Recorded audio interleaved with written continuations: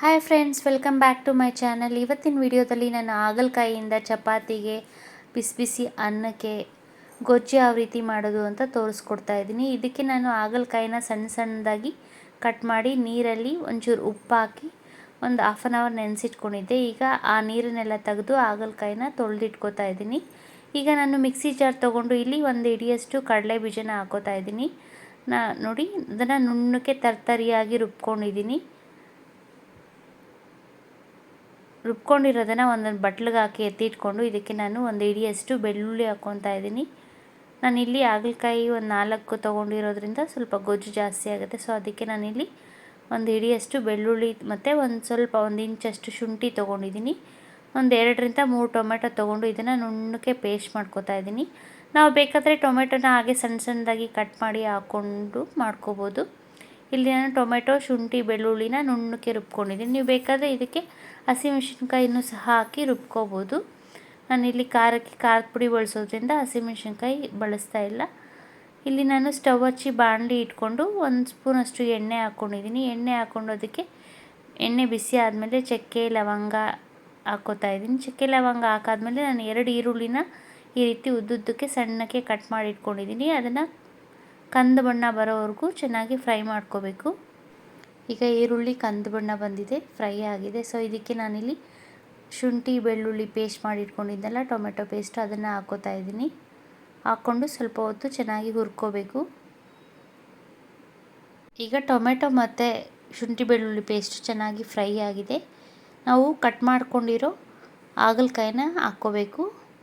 ಹಾಗಲಕಾಯಲ್ಲಿ ಕಹಿ ಕಮ್ಮಿ ಆಗಬೇಕು ಅಂದರೆ ನಾವು ಉಪ್ಪು ಮತ್ತು ಒಂದು ಸ್ವಲ್ಪ ಹುಣಸೆ ಹುಳಿ ಹಾಕಿ ಅದನ್ನು ಒಂದು 3ರಿಂದ 4 ಅವರ್ ಚೆನ್ನಾಗಿ ನೆನೆಸಿಟ್ಟು ಆ ನೀರನ್ನು ತೊಳೆದು ಆಚೆ ಹಾಕಿದ್ರೆ ಹಾಗಲಕಾಯಲ್ಲಿ ಸ್ವಲ್ಪ ಕಹಿ ಕಮ್ಮಿ ಆಗುತ್ತೆ. ಆಗ ಟೇಸ್ಟು ಸಹ ಚೆನ್ನಾಗಿರುತ್ತೆ.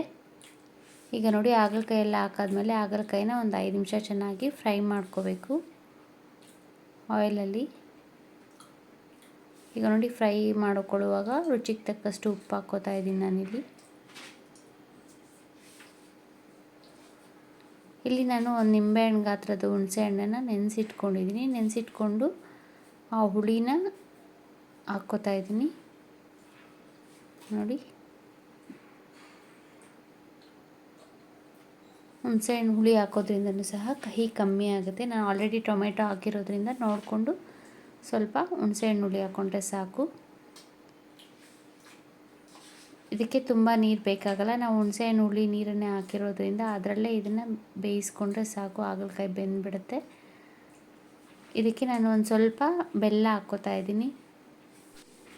ಬೆಲ್ಲ ಹಾಕ್ಕೊಂಡಾದ್ಮೇಲೆ ಒಂದು ಸ್ವಲ್ಪ ಹೊತ್ತು ಹುರ್ಕೋಬೇಕು. ಹುರ್ಕೊಂಡಾದ್ಮೇಲೆ ನೋಡಿ, ಮಿಕ್ಸಿ ಜಾರಲ್ಲಿ ಸ್ವಲ್ಪ ಪೇಸ್ಟ್ ಇತ್ತು, ಅದಕ್ಕೆ ಸ್ವಲ್ಪ ನೀರು ಹಾಕಿ ತೊಳೆದು ಹಾಕ್ಕೋತಾ ಇದ್ದೀನಿ ನಾನಿಲ್ಲಿ. ಇನ್ನೊಂದು ಸ್ವಲ್ಪ ಹೊತ್ತು ಹಾಗಲಕಾಯಿ ಬೇಯಬೇಕು. ಈಗ ಇಲ್ಲಿ ಖಾರಕ್ಕೆ ನಾನಿಲ್ಲಿ 1.5 ಸ್ಪೂನ್ ಆಗೋಷ್ಟು ಖಾರದ ಪುಡಿನ ಹಾಕ್ಕೋತಾ ಇದ್ದೀನಿ. ಇದು ಬರೀ ಖಾರದ ಪುಡಿ, ಸಾಂಬಾರು ಪುಡಿ ಅಲ್ಲ. ಖಾರದ ಪುಡಿ ಹಾಕಿ ಚೆನ್ನಾಗಿ ಮಿಕ್ಸ್ ಮಾಡಿ ಒಂದು ಸ್ವಲ್ಪ ಹೊತ್ತು ಫ್ರೈ ಮಾಡ್ಕೋಬೇಕು. ಈಗ ಮುಚ್ಚಳ ಮುಚ್ಚಿ ಒಂದು 5 ನಿಮಿಷ ಬೇಯಿಸ್ಕೊಂಡ್ರೆ ಹಾಗಲಕಾಯಿ ಬೆಂದ್ಬಿಡುತ್ತೆ.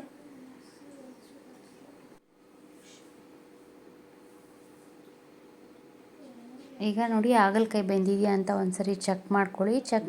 ಇನ್ನು ಸ್ವಲ್ಪ ಬೇಯಬೇಕು ಹಾಗಲಕಾಯಿ. ಸೊ ಅದಕ್ಕೆ ನಾನು ಮುಚ್ಚಳ ಮುಚ್ಚಿ ಒಂದು ಸ್ವಲ್ಪ ನೀರು ಹಾಕಿ ಚೆನ್ನಾಗಿ ಬೇಯಿಸ್ಕೊತಾ ಇದ್ದೀನಿ. ಈಗ ಹಾಗಲಕಾಯಿ ಬೆಂದಿರೋ ಹಾಗಲಕಾಯಿಗೆ ನಾವು ಪುಡಿ ಮಾಡಿ ಇಟ್ಕೊಂಡಿರೋ ಕಡಲೆ ಬೀಜ ಪೌಡರ್ನ ಹಾಕಿ ಮಿಕ್ಸ್ ಮಾಡಿಕೊಂಡು ಒಂದು 5 ನಿಮಿಷ ಮುಚ್ಚಳ ಮುಚ್ಚಿ ಬಿಟ್ಟರೆ ಹಾಗಲಕಾಯಿ ಗೊಜ್ಜು ರೆಡಿಯಾಗುತ್ತೆ.